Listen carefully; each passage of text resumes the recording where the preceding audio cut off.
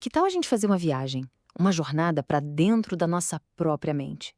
Vamos tentar desvendar juntos alguns dos conceitos mais famosos e talvez mais polêmicos de Sigmund Freud para entender as forças ocultas que nos moldam. Sabe aquela sensação de que o coração quer uma coisa e a cabeça quer outra? Pois é, todo mundo já sentiu isso, né?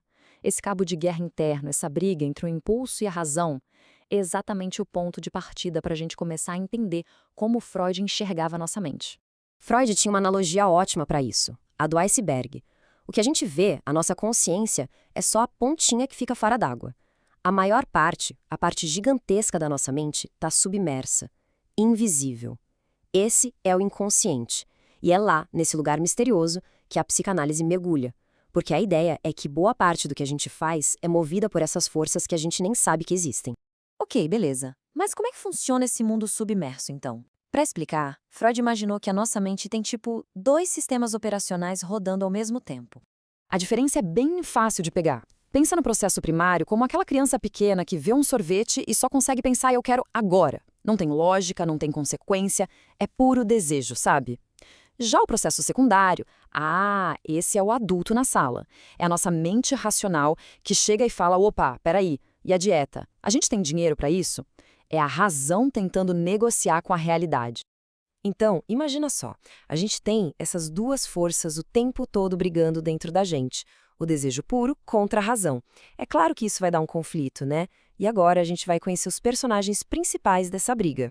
Essa briga constante gera uma coisa que o Freud chamou de tensão psíquica. Sabe aquele estresse, aquela ansiedade, aquele nó na garganta? Pois é a energia dos nossos desejos que não podem simplesmente sair por aí fazendo o que querem. Eles precisam ser controlados, adiados ou até mesmo engolidos. E quem são os três grandes personagens dessa história? Primeiro tem o id. Ele é o puro instinto, a criança mimada que grita eu quero. Do outro lado, tem o superego. Pensa nele como um juiz bem severo, a voz da moral, dos pais, da sociedade que está sempre dizendo não pode, é errado. E aí, no meio desse fogo cruzado tentando apagar o incêndio, está o ego. O ego é o diplomata, o que tenta achar um equilíbrio entre o desejo e a regra. E olha que interessante, essa tensão toda não fica só no campo das ideias, não. Muitas vezes ela vaza para o nosso corpo. Aquela dor de cabeça que não passa, a tensão nos ombros, um cansaço sem explicação. Freud diria que isso pode muito bem ser o corpo gritando sobre um conflito que a mente ainda não conseguiu resolver. Aí fica a pergunta, né? Como é que o nosso ego aguenta essa pressão toda sem pirar? Bom, ele tem os truques na manga, estratégias super inteligentes e, o mais importante, automáticas. Esses truques são os famosos mecanismos de defesa. Imagina que eles são tipo uns guarda-costas do nosso inconsciente. Eles entram em ação para proteger a gente da ansiedade, de pensamentos muito difíceis, e fazem isso sem que a gente nem se dê conta. Vamos dar uma olhada em alguns deles. O principal, o chefão de todos, é a repressão. É como se o ego pegasse uma memória muito dolorosa, um desejo proibido e, puf, trancasse no porão do inconsciente e jogasse a chave fora. A pessoa simplesmente esquece. Alguém pode ter passado por algo muito traumático na infância e quando adulto não se lembrar de absolutamente nada. A memória está lá, mas está reprimida. Aí tem a projeção. Essa é clássica. Sabe quando a gente vê um defeito nosso nos outros com muita clareza? É isso. É como se o ego pegasse um sentimento que a gente não quer admitir, tipo inveja, e projetasse em outra pessoa. A pessoa que é super invejosa começa a achar que todo mundo tem inveja dela. É um jeito de jogar o problema para fora. E tem também a racionalização. Essa é a arte de criar uma desculpa perfeita com cara de lógica para algo que a gente fez por impulso. Tipo, a pessoa vai ir mal numa prova e fala, mas eu nem queria passar mesmo, esse curso não era para mim. É um jeito de dourar a pílula, sabe? De proteger o ego da decepção. Tá, a gente já entendeu a briga e os mecanismos. Mas de onde vem tudo isso?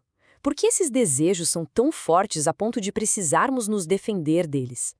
Para Freud, a resposta está lá atrás, bem lá no comecinho da nossa vida.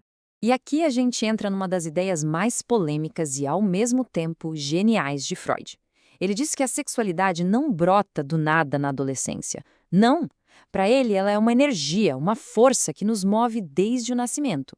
Mas calma, ele não estava falando de sexo do jeito que um adulto pensa. Ele estava falando de uma busca por prazer que vai mudando de foco no corpo conforme a gente cresce. Ele organizou isso no que chamou de fases psicossexuais. Primeiro, vem a fase oral. O mundo do bebê é a boca, o prazer de sugar. Se algo der errado aí, talvez a pessoa cresça mais dependente. Depois, a fase anal, quando a criança descobre o controle sobre o próprio corpo. Problemas aqui poderiam levar a um adulto super organizado ou o completo oposto. E, por fim, a fase fálica, o momento chave, quando a criança começa a notar as diferenças entre meninos e meninas. E é exatamente nessa fase, a fálica, que acontece o que Freud acreditava ser o principal drama da nossa infância. O evento que, segundo ele, molda a nossa personalidade para sempre. O famoso e controverso complexo de Édipo. A ideia, de um jeito bem simples, é que a criança passa a ter um desejo inconsciente pelo genitor do sexo oposto e, ao mesmo tempo, vê o do mesmo sexo como um rival. Mas o ponto crucial aqui não é o desejo em si, e sim como esse conflito se resolve, porque é aí que a gente aprende a lidar com amor, ciúme, rivalidade e, principalmente, com as regras. Tudo isso dentro do nosso primeiro mundo, que é a nossa família. Quando esse complexo é superado de uma forma saudável, o nosso ego fica mais forte e a gente internaliza as noções de certo e errado. É o que Freud quis dizer com essa frase famosa. Em outras palavras, a meta do nosso desenvolvimento é que a nossa parte racional, o ego, aprenda a domar os nossos impulsos mais selvagens, o id. E tudo isso nos leva a uma última provocação. Se a gente parar para pensar, as ideias de Freud sugerem que boa parte de quem somos é moldada por um passado que a gente nem lembra, por forças que a gente não enxerga e por batalhas que acontecem bem debaixo do nosso nariz. E a pergunta que fica no ar é, afinal, quem é que está no comando? Quanto do que a gente chama de escolha é realmente consciente?